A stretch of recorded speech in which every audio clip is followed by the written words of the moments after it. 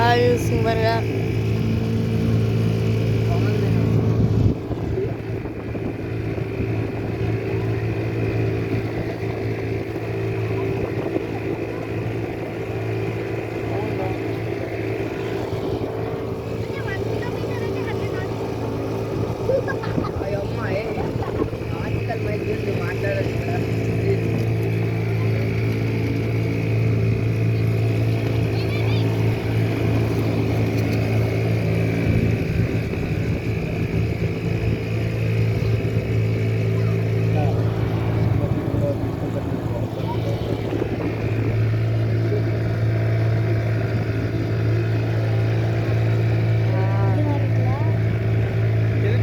ஃபாரஸ்ட்னு சொல்லுவாங்க.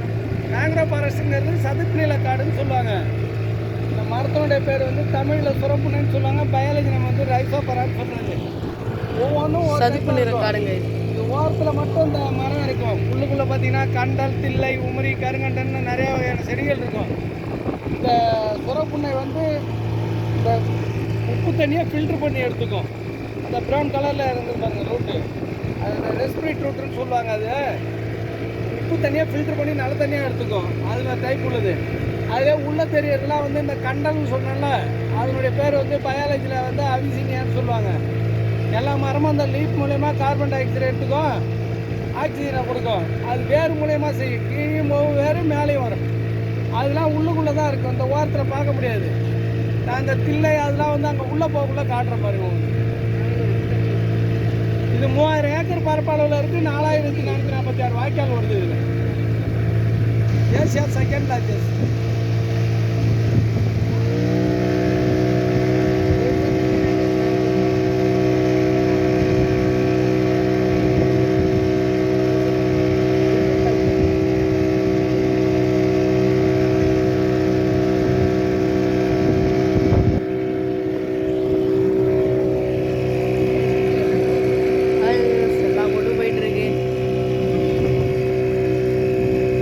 போயிட்டு 2 கிணறுக்குள்ளே போகுதுங்கிறாங்க.